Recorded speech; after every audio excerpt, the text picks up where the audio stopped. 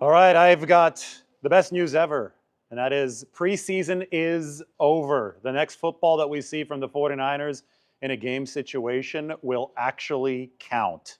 They beat the Chargers 30-23 here to wrap up this 2025 preseason. I think that the entire Trey Lance, Jim Harbaugh reunion was more exciting on paper than it was in practice. But we did get to see a lot of interesting performances by young players, players fighting to make the roster. How about Tariq Owens making his first touchdown catch in the NFL? Yes, that's T.O.'s son. I was already in the elevator down here to the engineering room at Levi Stadium. Shout out to the guys in the engineering room who welcomed me here with open arms for these instant reactions. But I was in the elevator down with Frank Gore. And Frank, there's a TV in the elevator here at Levi's.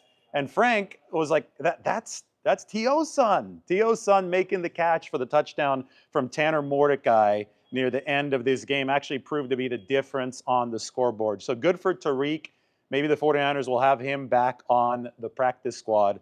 Gets that touchdown catch for San Francisco today. Good for Curtis Robinson.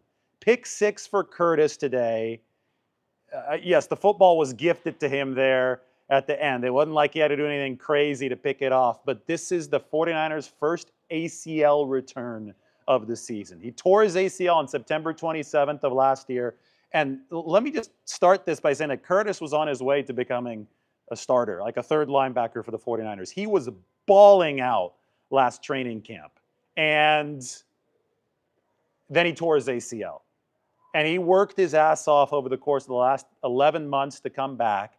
We saw Curtis with a big special teams tackle against the Raiders last week, and I was like, ooh, that speed is back for Curtis Robinson. This guy, I think he's a sub 4.5 guy. I mean, he could run. Curtis Robinson can run. And then he had to run after picking that football off all the way to the end zone. Good for Curtis. That had to feel good. You saw the emotion on the field, the happiness. I mean, when a guy is coming back from an injury like that hit at such a devastating time when he was working his way into the roster for the 49ers, like into the starting spot, that third linebacker spot for the 49ers last year, you feel really good for a player like that when he's able to have a moment like he did, even if it is the preseason today. And then there was the whole Jake Moody experience. Oh, boy. So Moody today missed an extra point, and then he kicked the football out of bounds on a kickoff. And if looks could kill, the TV cameras cut to Kyle Shanahan and Brant Boyer. And I thought Brant Boyer was going to blow a gasket. I mean, he was very, very upset. You could tell that Brant Boyer was not happy on that 49ers sideline. You could tell that Kyle Shanahan was not happy on that 49ers sideline. To Moody's credit, he came back and he made the remainder of his extra points and the 38-yard field goal. But a week after the 59-yarder in Vegas, the 49ers wanted to see just some stable consistency, and that's why Kyle Shanahan and Brant Boyer, the special teams coordinator, were not happy campers today. I'd be shocked if it's not Moody as the kicker in week 1, but I do know that what happened today between that kickoff out of bounds and the missed extra point did not make the 49ers sleep any easier. I thought that Tanner Mordecai toughed out, like both Carter Bradley and Tanner Mordecai, they were the only 49ers quarterbacks available in this game. Both of those guys, by the end, were hobbled a little bit. So they had to tough it out. They had to find a way to make it to the finish line. Mordecai, especially after the really slow, boring start offensively, 10 of 13 today, made a lot of nice throws, including that first touchdown to DeMarcus Robinson. That might have been the nicest throw that I've seen Tanner Mordecai make in a 49ers uniform. Corner out to Robinson, catches it by the pylon. Good catch, too, for DeMarcus. Remember, he's probably going to be suspended for the first 3 games of the season. So the 49ers have been intent on giving him time this preseason. It's going to be about a month and 5 days before he next plays in a game. And it was good for him to get that touchdown catch. How about the rookie linebacker, Nick Martin?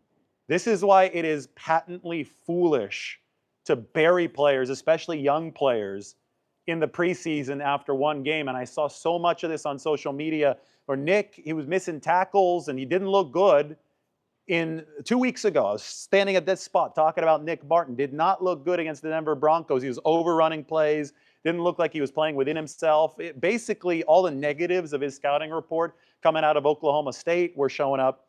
Well, the improvement that he's made over the course of the past 2 weeks, first against the Raiders last week, and then today where he had 7 tackles. He had that massive hit on special teams here toward the end of the game.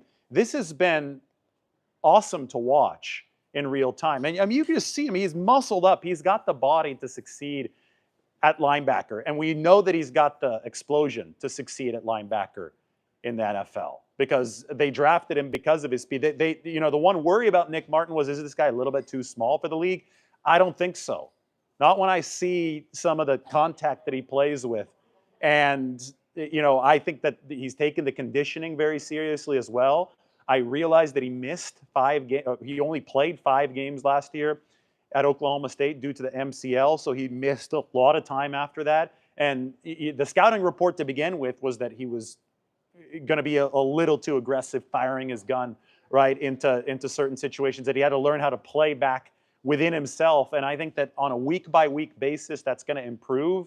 Robert Saleh is maybe the best defensive coordinator in the game when it comes to developing linebackers. Johnny Holland, underneath Robert Saleh, has an excellent track record as well. He's got Fred Warner to learn from. He's got D. Winters to learn from. The trajectory for Nick Martin right now is very good. I thought that was one of the standout things in this game. By the way, Tariq Owens, I was in the elevator with Frank Gore when Tariq Owens scored that touchdown. It happened to be that on the other side, Brendan Rice, who's Jerry Rice's son, was playing for the Chargers. So T.O.'s and Jerry Rice's sons both playing against each other in this football game. Jerry was actually here today at Levi's Stadium. Jerry was catching some passes from Jim Harbaugh before the game. Lance, I mean, if we have to react to this, that was really boring. 39 yards on 8 attempts, 4.9 yards per attempt. It was a small sample. He's in there for what? 3 drives, a couple bad passes, a couple easy passes that he completed. Nothing spectacular from Trey, no runs from Trey. I'm just happy that no fuel has been added to what would be just a fire of stupid takes if Trey Lance had done something actually out of the ordinary today. It was the 3rd preseason game, right? From a big picture standpoint, this wouldn't have meant much either way. It's just good that we get to focus on the coming 53-man roster cut down, which is right around the corner on Tuesday. By the second half of this game, a lot of guys were playing for their futures on this 49ers team. And there are a few roster battles that are going to be really interesting to watch. I think Darrell Luter Jr. and Dallas Flowers, I predict that both of them are going to make the 53. I think that you need a high floor at cornerback. But both of those guys were making some plays today. I thought that Luter stood out for the 49ers. Both of them did get beat today as well. I will say that the safety position got beat on the touchdown from Aronde Gadsden. That was the first touchdown for the Chargers. And either Marquise Siegel or Jair Brown was at fault. Both of them were unable to stop the touchdown. Mike and I were talking on text about it. It might have been that Siegel got beat and then Jair Brown was trying to erase the loss on the play, and then he ended up looking bad too. But those are both safeties who we're talking about on the inside of the 49ers 53-man roster picture. We're talking about Siegel as an emerging starter as a rookie, and that was definitely not his finest play and what has been a good preseason so far. Shout out to John Weeks. That is the 49ers 39-year-old long snapper. He had a tackle today. How many 39-year-olds can say that they've logged a tackle in an NFL game? I mean, you might be able to count that on 2 hands. It might be. I don't know how many it is. That's going to require some research, and I get that it was the preseason. But Weeks hustles. He's not afraid to sprint downfield, and then he could move. He understands angles, and he had a tackle today on punt coverage. Now, speaking of the punt game, I felt bad. Junior Bergen, the writing has been on the wall since they traded for Sky Moore that Junior Bergen very likely wasn't going to make the 53-man roster. But then he muffed a punt, Junior did, at the end of this game. And, maybe the 49ers still stash him on that practice squad. And maybe that will be a learning moment, but it's definitely not been an easy few days for Junior Bergen. Essentially, the 49ers, by trading for Sky Moore, we see that they didn't have the luxury to carry a punt return only weapon. And then when you're a punt return only weapon and you muff a punt, especially inside your 10, maybe even inside your 5, it was way back there. Just not good for Junior Bergen today. So that was rough here in this third preseason game. Looking through it, oh, the Nick Martin play that really, really stood out to me when he forced the fumble. That came with two defensive tackles, Evan Anderson. These are young defensive tackles, Evan Anderson and Sebastian Valdez. Anderson will make this roster for sure. We'll see if Valdez makes it or he's back on the practice squad. With his 34 bench press reps as the Hulk, I think 49ers fans really wanted to make it. Against the Chargers' third team down the stretch, those two defensive tackles were controlling the line of scrimmage. They're pushing guys back. And what happens when you push guys back? You execute exactly what Robert Saleh wants out of this scheme. You let the linebackers flow behind you. And somebody like Nick Martin, as athletic as he is, if he has defensive tackle wins from Anderson and Valdez in front of him, he could flow down and crush somebody. And that's exactly what he did when he forced that fumble from Miller Hines, the running back for the Los Angeles Chargers. Another rookie who was impressive on the interior line, this on the offensive side, Drew Moss. The guy's moving people, and he moved people on the Jeff Wilson Jr. touchdown run. Just a very tenacious player. Probably still has a lot of work to do on his pass blocking. I don't know if he makes the 53, but I do think the 49ers really want to keep Drew Moss in this building on at least the practice squad. Trevis Gibson had a nice sack, but that was nullified by a penalty on the back end. It was interesting to me that Chase Lucas was playing to the very end of this game. We had talked about Chase Lucas potentially kicking the door down for a 53-man roster spot, but maybe it won't be so cut and dry. But maybe the 49ers just needed bodies there and some snaps from Chase Lucas at the end. But they do have a lot of decisions. By the way, my 53-man roster projection is already up on the San Francisco Standard, so you should definitely go check that out. Isaac Guerendo, early in the game, hurt his shoulder, but then he played through it. The 49ers didn't have a lot of running room early on. It got a little bit better later once they got the third team in there. We saw Drew Moss clearing the way for Jeff Wilson Jr. He was the most productive 49ers runner of the evening.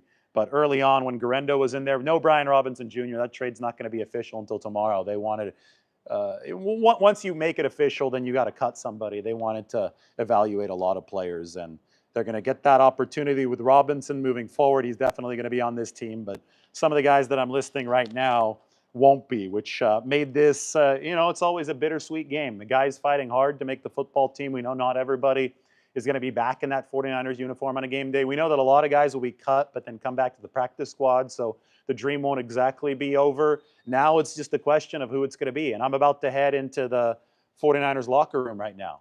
Mike is talking about Jordan Elliott, I could see in the chat. Oh, Elliott, by the way, veteran, started this game for the 49ers. He had a couple pressures on the first couple of series for San Francisco. So how are they going to make, are they going to go super young on the defensive line? I think Elliott will make it. But if Sebastian Valdez makes it, then probably somebody older than him can't make this team, right? There's a finite amount that you can carry on the 53-man roster, and that's why you need to follow over the course of the next couple days, because it's going to be fascinating to see how the 49ers do construct this between injury lists and all this and all that. Shout out to Malik Turner. He might just be a replacement receiver at this point, maybe a special teams guy. Good gunner, I think he can be. He's with the 49ers in a year past, but he had a handful of catches today. And then speaking of special teams, the very last meaningful play was an onside kick from the Chargers, and Jake Tonjes fell on the onside kick, which is an important play. They showed Brant Boyer, and at least this game ended on a good note for Brant Boyer because he was steamed after some of those Moody miscues earlier on. So really, really fun stuff today from some of the back of the roster. And that's what this final preseason game is all about. And that had to feel good for Curtis Robinson, had to feel good for Tariq Owens. Now I head to the 49ers locker room, and we see what they all say about this. Cut down is on Tuesday, so brace yourselves for that 53-man trim for the 49ers, because there's going to be a lot of roster movement. They may not be done making trades. You need to hit that subscribe button. You need to hit the like button. You need to hit the alarm bell, because this is not the first time. This is not the last time that we're going to be having one of these 49ers reactions. From the engineering room, where the guys are awesome, there's Bill Walsh right behind me. Shout out to everyone involved. This is the end of the preseason. That's the great news that I have for you. Next time we do one of these, it's going to be the regular season, 49ers Seattle, September 7th. All right, I am headed to the locker room. We'll talk to you soon.